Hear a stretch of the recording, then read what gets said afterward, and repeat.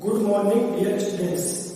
My subject is PSC Power System Planning, and today we study about the four-stage model for planning strategies. ठीक है, four-stage model की के बारे में हम डिस्कस करेंगे प्लानिंग स्ट्रेटजीज के लिए। इससे प्रीवियस लेक्चर में हमने टू-स्टेज मॉडल के बारे में स्टडी किया था। Now in this lecture we study about the four stage model for planning strategies. So let us start with the topic four-stage model for planning strategy. यहाँ पे हमारी एक यूनिट जो इन सर्विस में है, 2 नंबर की जो यूनिट है, unit in service, and this is the unit forced out in period of need. यानी नीड के पीरियड के जो यूनिट है वो आपकी क्या हुई, फोर्स्ड आउट हो गई। ठीक है, यूनिट इन सर्विस सेकंड है, तो इसमें forced out in period of need. तो सबसे पहले हम देखते हैं, और तीसरा जो हमारा पहला है forced out but not needed, and next is that reserve shutdown. तो सबसे पहले देखते हैं, कोई भी यूनिट हमारी इन सर्विस में थी। ठीक है, ये हमारे पास 4 यूनिट है unit in service, second is the forced out in period of need, and तीसरी जो ये है forced out but not needed, and last is that reserve shutdown. तो यहाँ पे जो स्टेट 2 और 3, ये वाली जो स्टेट है वो 2 स्टेट मॉडल कहलाती है। ये वाली जो स्टेट आपको दिख रही है, ये वाला जो स्टेट है वो कौन सा कहलाता है, 2 स्टेट मॉडल को रिप्रेजेंट करता है। ठीक है, ये वाली स्टेट है जो आपको ये वाली स्टेट दिख रही है वो किसको रिप्रेजेंट करती है, 2 स्टेट मॉडल को रिप्रेजेंट करती है। ठीक है, तो हम सबसे पहले इस डायग्राम को देखते हैं, क्या कहना चाह रहा है, क्या समझते हैं इस डायग्राम से।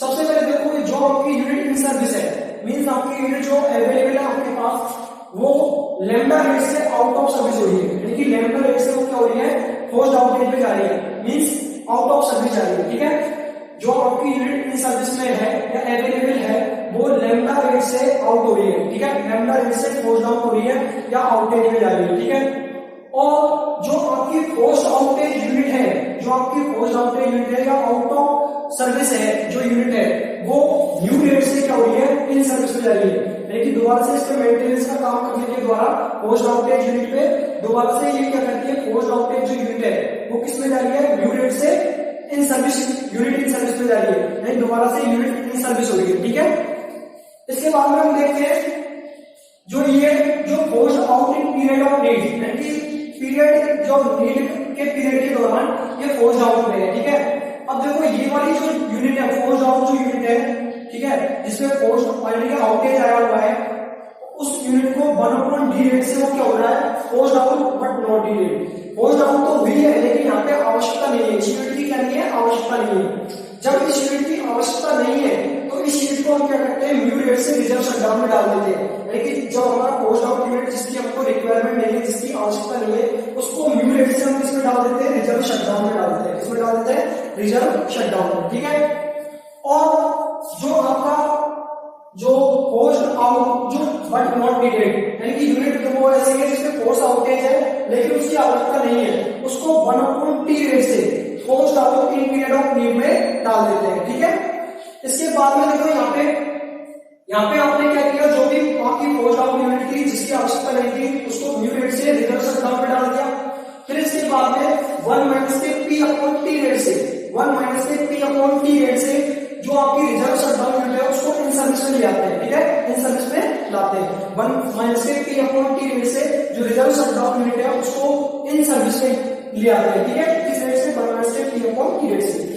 जहां पे जो P है वो क्या है, probability of starting failure. Probability of starting failure का मतलब ये है, जब भी आप रिजर्व शटडाउन से कोई यूनिट को इन सर्विस में लाना चाहते हो, तो उस टाइम पे जब आप यूनिट को रिजर्व शटडाउन से इन सर्विस में लाना चाहते हो, तो आप जैसे ही इसको काम करते हो, तो देखते हैं ऑपरेशन परफॉर्म करते हैं, तो देखो सबसे पहले यूनिट आपकी थोड़ी देर चलती फिर ऑफ हो गई। ठीक है, फिर ऑफ हो गई। ठीक है, फेलियर हो गई, यानी यूनिट का बार-बार फेलियर होने की प्रोबेबिलिटी क्या है, जब हम उसको रिजर्व शटडाउन से इन सर्विस में डाल दें तो वो जो बार-बार फेल होती जाती है। ठीक है ना, यानी आउट ऑफ शटडाउन से इन सर्विस में आने के लिए उसकी प्रोबेबिलिटी है फेलियर की, कितनी बार वो यूनिट आपकी फेलियर हो रही है, उसकी प्रोबेबिलिटी को डिफाइन करता है P। ठीक है, हमने यूनिट को ऑपरेट करने की कोशिश की, फेल हो गई, फिर दोबारा यूनिट को हमने ऑपरेट करने की कोशिश की, फिर फेल हो गई, फिर दोबारा से यूनिट को हमको इन सर्विस में लाने की हमने कोशिश की, वो दोबारा से फेलियर हो गई। तो ये जो हमारा जो प्रोबेबिलिटी है टाइम स्टार्टिंग फेलियर की जो प्रोबेबिलिटी है वो क्या है, पी है, ठीक है। इसके बाद में जो आपकी यूनिट इन सर्विस में है उसको आप शट डाउन में ले जाते हो किसके द्वारा, 1/d रेट से। जो आपकी यूनिट इन सर्विस में है उसको 1/d रेट से शट डाउन में ले जाते हो। और जहां पे डी क्या है, एवरेज इन सर्विस टाइम पर ओकेजन ऑफ डिमांड। ये डिमांड जो ओकेजन के अकॉर्डिंग डिमांड के अनुसार होता है ये डी।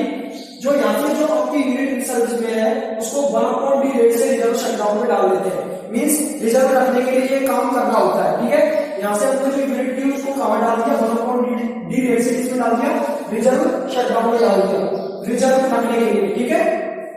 इसके बाद में जो हमारा ये है रिजर्व शट डाउन से जो आपकी यूनिट है P/T रेट से वो क्लोज आउट हो गई इन पीरियड ऑफ नीड। यानी जहां पे इसकी आवश्यकता थी उस पीरियड के दौरान ये क्लोज आउट हो गई किस रेट से, P/T रेट से। फिर दोबारा से वही प्रोसेस है, 1/d रेट से क्लोज आउट जो यूनिट है इन पीरियड ऑफ नीड उसको 1/d रेट से किसमें लाते हैं, close out but not needed. यानी क्लोज आउट तो यूनिट है लेकिन यहाँ पे आवश्यकता नहीं है उस यूनिट की, ठीक है। फिर इसको दोबारा से हम क्या करते हैं, यूनिट से इस वाली यूनिट की जिसकी आवश्यकता नहीं है उसको यूनिट से क्या करते थे, रिजर्व शट डाउन में डाल देते हैं। तो ये जो हमारी प्रक्रिया है वो कहलाती है 4 स्टेज मॉडल, ठीक है। Where T is the annual reserve shutdown time between period of need। जहाँ पे T लिखा है आपको annual reserve shutdown time है between period of need। यानी नीड के पीरियड के बीच में जब अपनी यूनिट की आवश्यकता है उस टाइम पे annual reserve shutdown time क्या है, T है। D is the average service time per occasion of demand। Demand के पर ओकेजन के हिसाब से D क्या है, एवरेज इन सर्विस टाइम है। P क्या है, probability of starting failure. P क्या है, स्टार्टिंग फेलियर की प्रोबेबिलिटी। जैसा मैंने अभी बताया था, यदि आप यूनिट को यहाँ से यूनिट इन सर्विस में है उसको यदि आपका यूनिट रिजर्व शटडाउन में है उसको इन सर्विस में लाना चाहते हो तो यूनिट है जो सबसे पहले हम उसको ऑपरेट कराते हैं तो फेल हो जाती है, फिर दोबारा ऑपरेट कराते हैं तो फेल हो जाती है, फिर दोबारा ऑपरेट कराते हैं तो फेल हो जाती है। तो उसकी जो फेल होने की प्रोबेबिलिटी है वो क्या है, P है, ठीक है। जब उसको रिजर्व शटडाउन से किसमें ला रहे हैं, इन सर्विस में ला रहे हैं, किस रेट से, 1 माइनस के P/T। 1 माइनस के P/T रेट से जब कोई भी रिजर्व शटडाउन यूनिट को इन सर्विस में लाते हैं, यूनिट इन सर्विस में लाते हैं तो वो कितनी बार फेल हुई है उस स्टार्टिंग वैल्यू की प्रोबेबिलिटी को क्या बोलते हैं, P बोलते हैं, ठीक है। यहाँ पे जो आपको ये स्टेट 2 और ये स्टेट 3 ये 2 स्टेट मॉडल को रिप्रेजेंट करती है। ये वाली जो स्टेट है वो 2 स्टेट मॉडल को रिप्रेजेंट करती है। State 0 and state 1, this is the state 0, this is the state 0 and this is the state 1 which represents the short duty cycle due to more startups and shutdown for a peaking unit। यानी कि इसमें बहुत ज्यादा startup होती है, कभी आपकी shutdown हो जाती है और एक पीकिंग यूनिट के लिए कभी यूनिट आपकी स्टार्टअप हो रही है कभी शटडाउन हो रही है। तो उसको रिप्रेजेंट करने का उस शॉर्ट ड्यूटी साइकिल को रिप्रेजेंट करने का जो काम कर रही है वो है स्टेट 0 और स्टेट 1, ठीक है। तो जो पीकिंग यूनिट के लिए जो आपकी यूनिट है कभी स्टार्टअप हो रही है कभी आपका शटडाउन हो रही है, उस शॉर्ट ड्यूटी साइकिल को रिप्रेजेंट करने का जो काम है वो कौन सा स्टेट के लिए, स्टेट 0 और state 1। So it is called the 4 state model, ठीक है। कोई भी यूनिट सर्विस में थी उसको लैम्डा रेट से वो आउट हो गई, ठीक है, आउट ऑफ सर्विस हो गई तो उसके क्लोज आउट किया जा गया। और यहाँ पे जो क्लोज आउट के यूनिट है वो न्यू रेट से दोबारा से किसमें आ गई, इन सर्विस हो गई, ठीक है। इसके बाद में देखो यहाँ पे जो close out in period of need, जो क्लोज आउट थी इन पीरियड ऑफ नीड जो यूनिट थी वो 1/d रेट से क्या हो गई, क्लोज आउट हो गई, लेकिन इसकी आवश्यकता नहीं थी तो इसको हमने क्या किया, न्यू रेट से दोबारा से रिजर्व शटडाउन में डाल दिया, ठीक है। न्यू रेट से इसमें डाल दिया, रिजर्व शटडाउन में डाल दिया। और जो क्लोज आउट जो आपकी जो यूनिट की क्लोज आउट हो गई उसकी आवश्यकता नहीं थी उसको 1/d रेट से हमने क्या किया, क्लोज आउट किया। जब हमको आवश्यकता थी उसको हमने 1/d रेट से दोबारा से ले लिया और इन पीरियड ऑफ नीड में डाल दिया, ठीक है। इसके बाद में देखो रिजर्व शटडाउन में जो यूनिट है उसको इन सर्विस में लाने के लिए हमने 1 माइनस के P/T रेट से कोई भी यूनिट जो रिजर्व शटडाउन में है वो यूनिट इन सर्विस में आ गई, ठीक है। जहाँ पे P है जो प्रोबेबिलिटी ऑफ स्टार्टिंग फेलियर होती है, ठीक है। मींस आपने रिजर्व शटडाउन यूनिट को ऑपरेट करने की कोशिश की, वर्किंग कंडीशन में लाने की कोशिश की, एक बार कोशिश की तो आप फेल हो गई आपकी यूनिट, दोबारा से आपने ऑपरेटिंग करने की कोशिश की, ऑपरेट कराने की कोशिश की, दोबारा फेल हो गई, दोबारा की तीसरी बार फेल हो गई। तो जो वो प्रोबेबिलिटी है फेल होने की उसको बोलते हैं P। जब हम यूनिट को रिजर्व शटडाउन से किसमें ले जा रहे हैं, यूनिट सर्विस में, किस रेट से, 1 माइनस के P/T रेट से। अब कोई यूनिट इन सर्विस स्टेट में है, उसको 1/d रेट से किस पे ले जाते हैं, रिजर्व शटडाउन में। रिजर्व बनाए रखने के लिए हम क्या करते हैं, 1/d रेट से जो यूनिट इन सर्विस में है उसको रिजर्व शटडाउन पे ले जाते हैं। ठीक है, this is the reserve shutdown. जो यूनिट है वो पोस्ट आउटेज में चली जाती है इन पीरियड ऑफ नीड, किस रेट से, T/T रेट से। So it is called the 4 state model. Clear है। इसके बाद में आगे बढ़ते हैं हम इवैल्यूएशन मेथड्स। इसके बाद में आता है हमारा evaluation methods.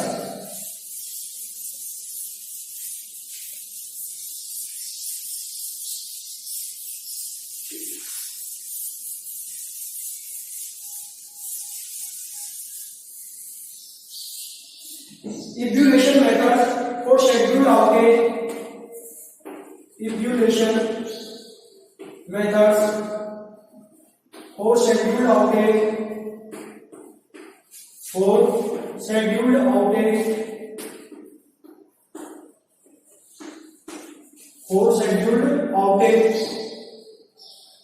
Evaluation methods for scheduled outage. Loss of load. Loss of load. Loss of load and loss of energy and loss of energy. Loss of energy. Next हमारा है evaluation methods for scheduled outage. यानी scheduled outage के लिए जो evaluation के तरीके हैं, loss of load के लिए जो इवैल्यूएशन के तरीके हैं, एंड लॉस ऑफ एनर्जी, और एनर्जी का लॉस हो रहा है तो उसके लिए जो इवैल्यूएशन मेथड्स है, ठीक है, उनके बारे में स्टडी करेंगे। Probabilistic methods are used to probabilistic methods are used to determine the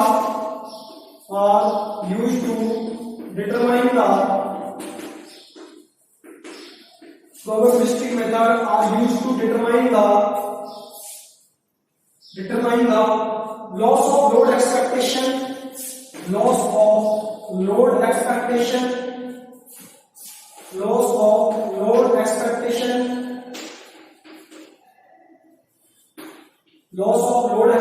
which is called LOLE. LOLE means loss of load expectation and energy not served.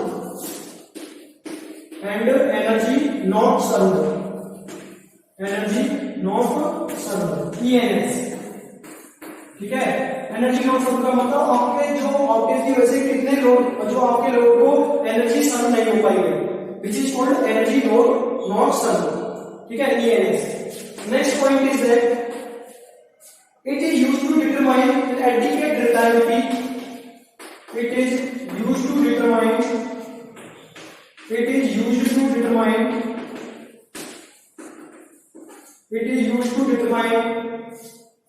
and adequate reliability it is used to determine an adequate reliability value under generation system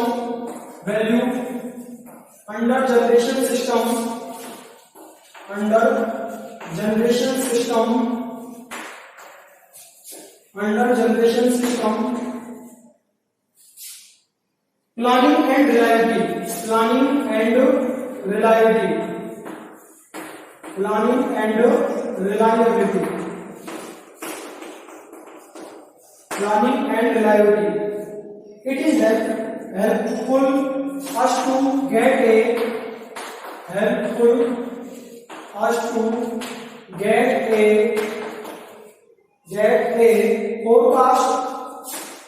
forecast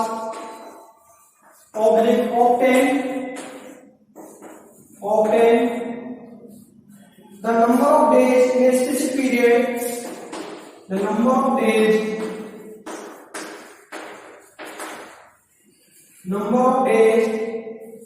in a specific period, in a specific period, number of days in a specific period when the daily peak load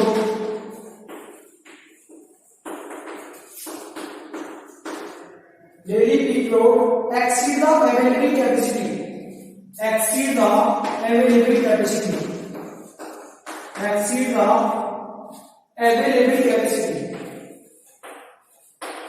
available capacity.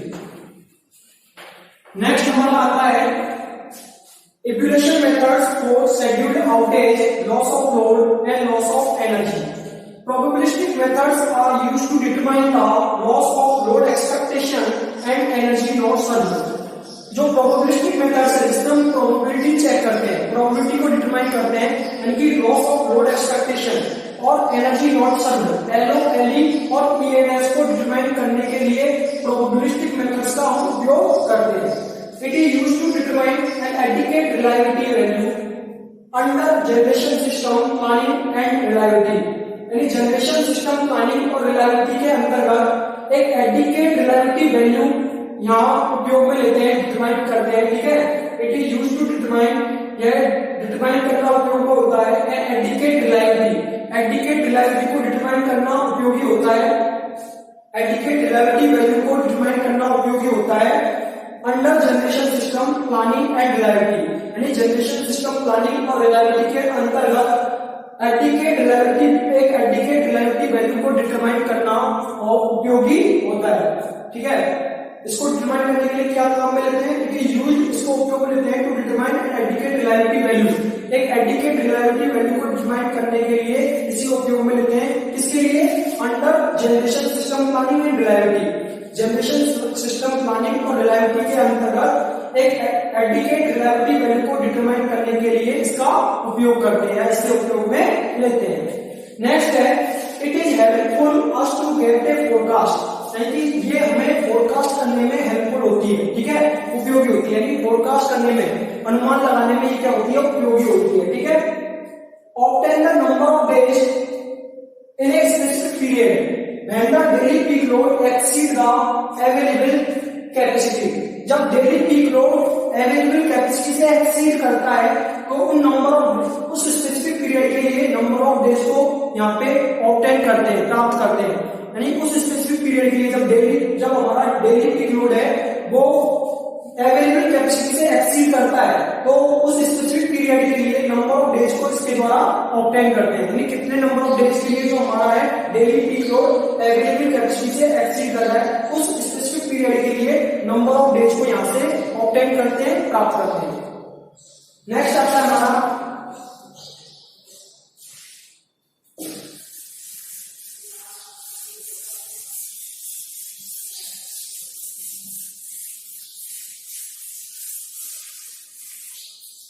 representation average daily load variation. Representation average load daily, average daily load variation, average daily load variation, average daily load variation.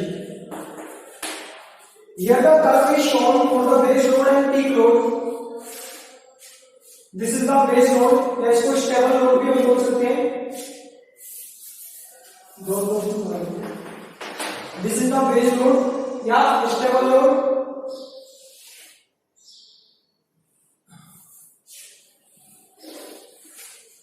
फिर इसके बाद में ये आपका हो गया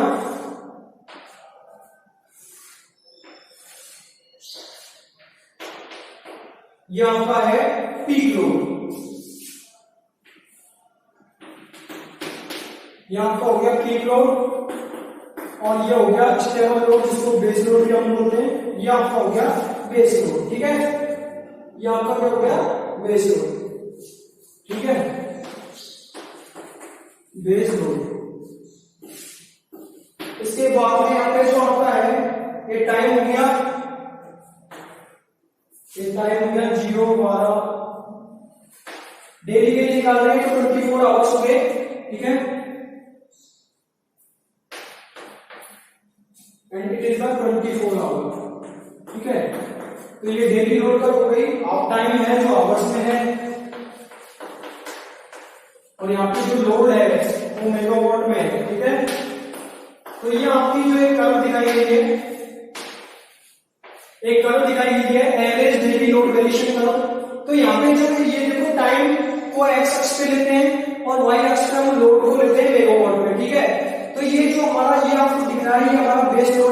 जो stable load है, ठीक है, जो एक कांस्टेंट लोड है वो क्या करता है, बेस लोड कहलाता है। जो चेंजेबल नहीं है, जो कभी भी चेंज नहीं होता है, यानी दिन के पूरे 24 घंटे के लिए कांस्टेंट है, उसको क्या बोलेंगे, बेस लोड। यानी पूरे 24 आवर्स के लिए ये वाला जो लोड है वो क्या है, कांस्टेंट है, इसलिए इसको क्या करें, बेस लोड करें, ठीक है।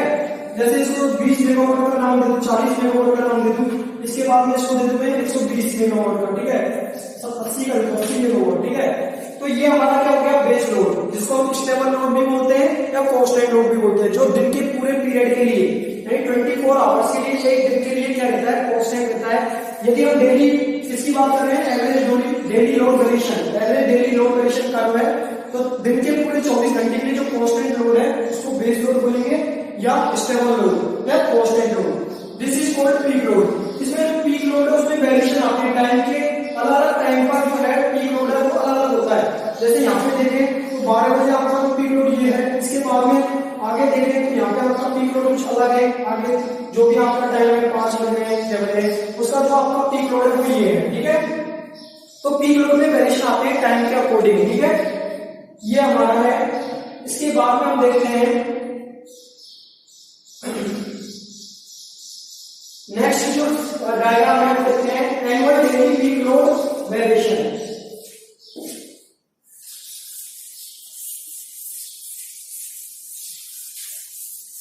नेक्स्ट इज है रिप्रेजेंटेशन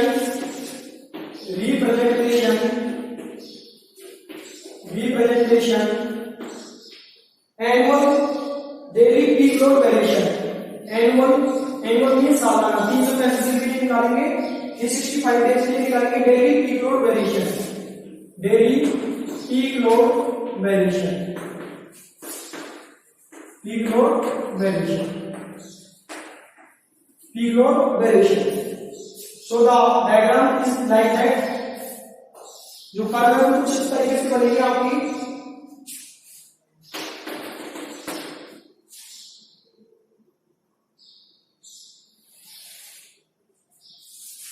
ये कुछ इस तरीके से आपकी कर्व बनेगी। दिस इज द टीके, दिस इज द टीके and this is the okay. ये आपका है वो है ओके,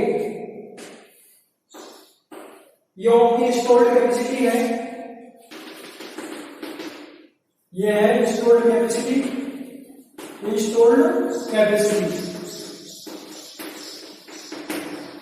इंस्टॉल्ड कैपेसिटी, और ये आपका है रिजर्व कैपेसिटी, ये है जो है reserve capacity, reserve capacity. And this is the OK. This is the OK. And daily peak load is megawatt. Daily peak load megawatt. Daily peak load megawatt. ठीक है, डेली पीक लोड मेगावाट में। इसके बाद में जो है ये reserve capacity, installed capacity हमारा डेज पर ईयर हो गया, ठीक है, 0। और इसके बाद में आपका 365 दिनों के लिए आप प्लॉट करें, ईयरली कर्व है, ठीक है। जो हमारी कर्व है वो कौन सी है, annual daily peak load variation को दर्शा रही है, यानी एनुअली पीक लोड में कैसे वेरिएशन हुए उसको आपका एक कर्व है वो प्लॉट बता रहा है, ठीक है। ये हो गया days per year, days per year, प्रत्येक ईयर में कितने डेज है, ठीक है। तो हमारे प्रत्येक ईयर की एक साल के यदि नंबर ऑफ आवर्स की बात करें तो 87 से 60 आवर होते हैं, ठीक है। और प्रत्येक ईयर में डे की बात करें तो 365 दिन होते हैं। कितने दिन होते हैं, 365 डेज होते हैं। यदि इसको आवर्स में चेंज करते हैं तो 8760 आवर्स होते हैं एक साल में, ठीक है।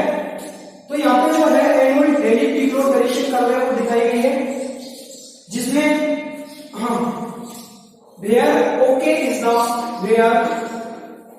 वेयर ओके इज द, जहां पे ओके क्या है, लॉस्ट कैपेसिटी, लॉस्ट कैपेसिटी या लॉस ऑफ कैपेसिटी भी बोल सकते हो उसको, lost capacity, lost capacity, outage associated with the KTH possible outage, associated with the with the KTH if KTH possible outage. KTH possible outage. KTH possible outage. And Tk is the number of days per annum. Tk is the number of days per annum. Number of days per annum that due to lost capacity,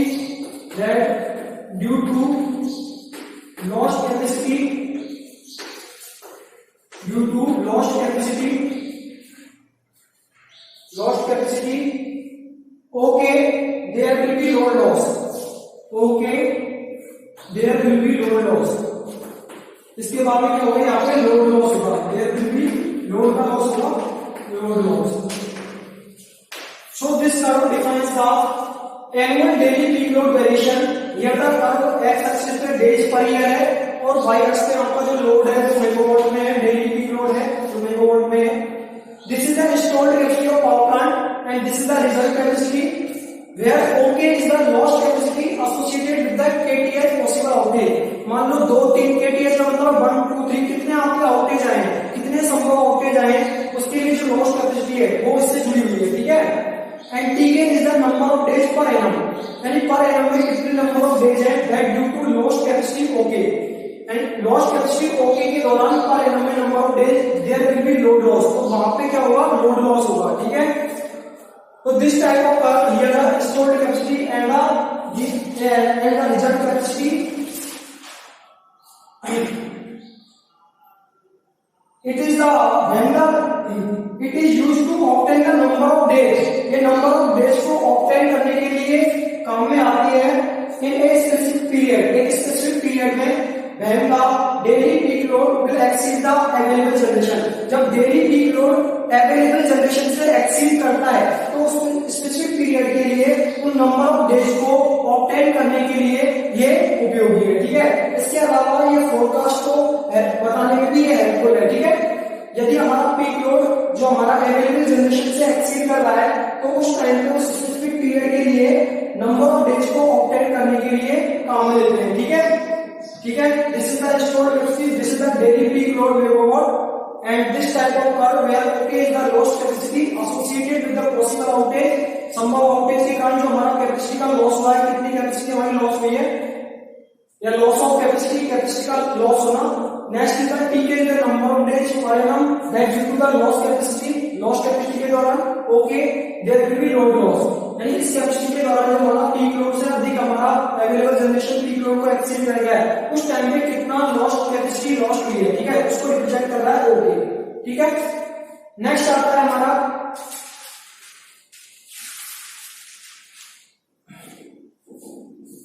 loss of load और expected load loss. Next हमारा आता है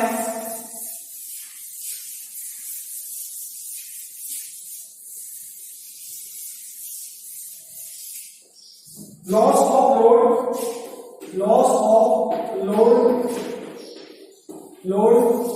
और expected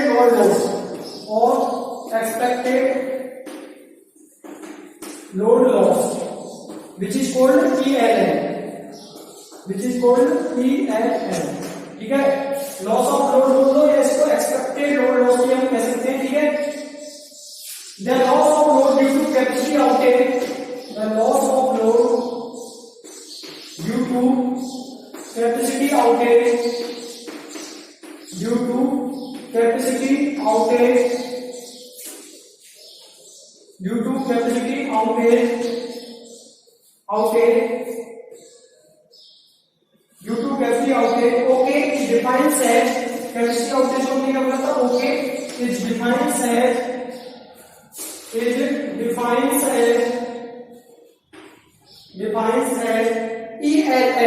ELL का मतलब है expected load loss. ELL expected load loss equals to sigma K Pk derivative. Where Pk is the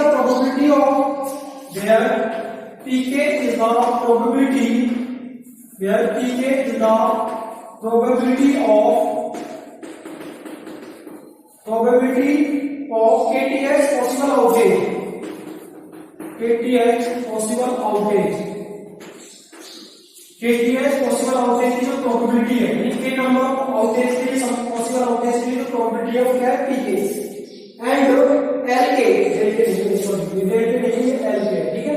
तो LK equal to load loss on the KTH, कितने load का लॉस हुआ है, load loss on the KTH possible outage, यानी कि KTH possible outage के आने पर कितना लोड का लॉस हुआ है, KTH possible outage, KTH possible outage, capacity outage, capacity outage okay, capacity outage which is called OK, जो हमने अभी कर्व में देखा था capacity outage OK generally defines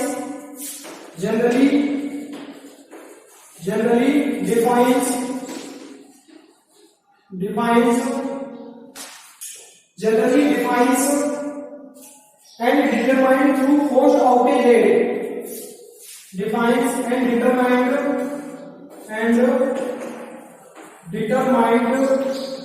through forced outage rate,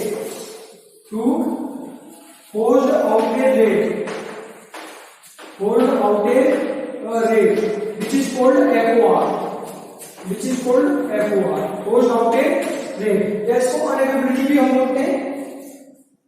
तो फर्स्ट हमारा आता है लॉस ऑफ लोड और expected load loss. The loss of load due to capacity outage okay, यानी ड्यू कैपेसिटी आउटेज ओके के दौरान जो लोड का लॉस हो रहा है उसको निम्न फॉर्मूले के द्वारा बताते हैं ELL, where ELL is the expected load loss which is equal to sigma k Pk Lk, where Pk is the probability of KTH possible outage, यानी k number of possible outage की जो probability है Pk, Lk क्या है, load loss on the KTH possible outage। Capacity outage OK generally defines and determined through forced outage rate, जो capacity outage है उसको generally जो हम फोर्स्ड आउटेज रेट से होकर डिटरमाइन करते हैं, ठीक है। Forced outage rate means FOR से होकर हम इसे डिटरमाइन करते हैं, इसको कैपेसिटी आउटेज को। नेक्स्ट आता है हमारा loss of load expectation, next हमारा आता है लॉस ऑफ लोड एक्सपेक्टेशन। दूसरा हमारा आता है loss of load expectation, loss of load expectation,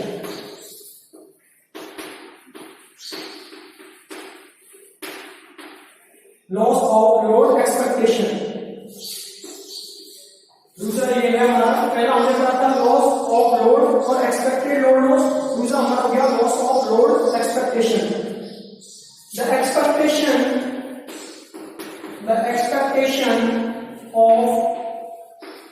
expectation of loss of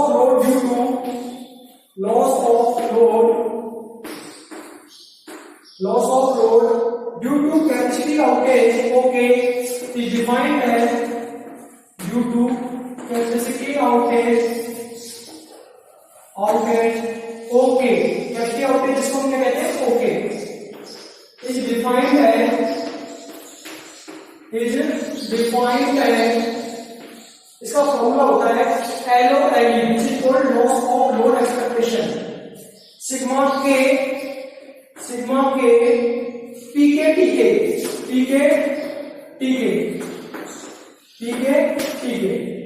where Pk is the probability of KTH possible outage, probability of KTH के number of possible outage की जो probability है वो क्या है Pk, possible outage.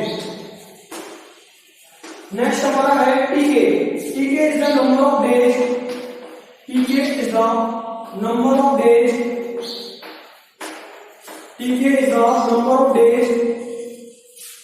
Per year, प्रत्येक year में जो नंबर ऑफ डेज है पर ईयर में, per year such that the KTH possible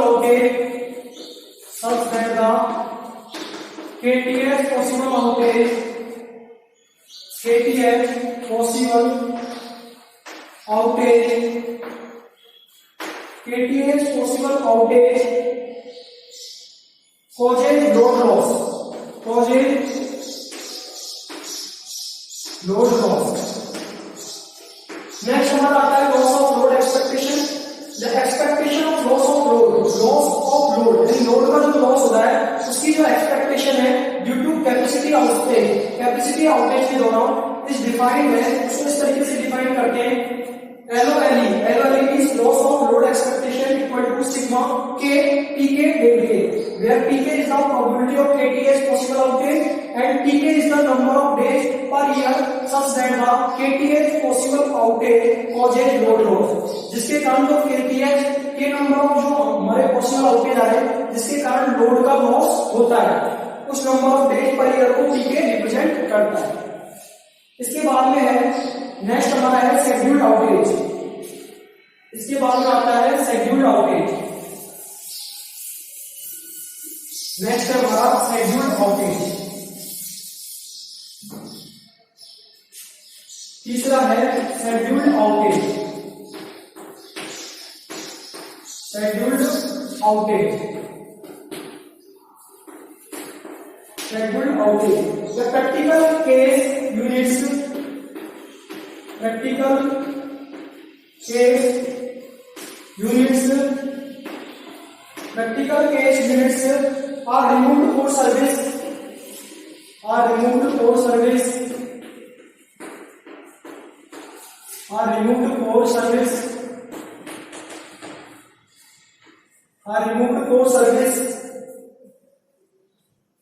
for periodic inspection and maintenance, for periodic inspection and maintenance, inspection and maintenance, maintenance. Next point is that the capacity available for service, the capacity available for service is not constant.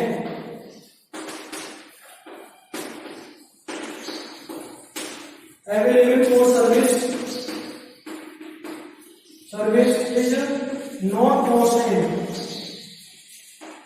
And the last point is that this type of outage in system is called, this type of outage,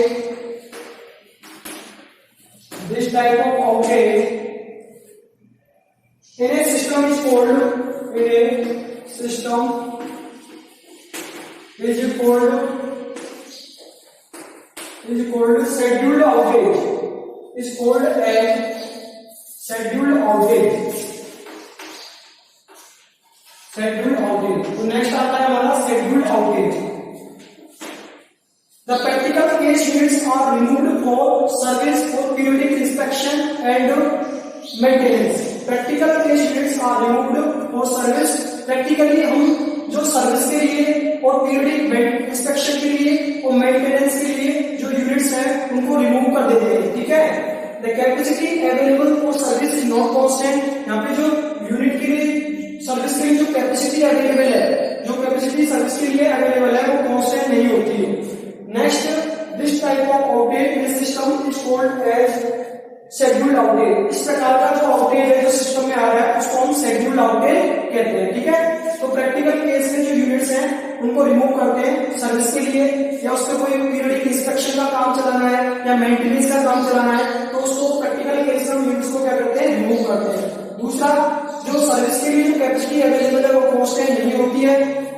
तीसरा, इस प्रकार का जो system है, इस प्रकार के system में जो आउटेज आते हैं, इस टाइप के जो सिस्टम में आउटेज आते हैं उनको हम बोलते हैं शेड्यूल्ड आउटेज कहते हैं. ठीक है. Thank you students, thank you.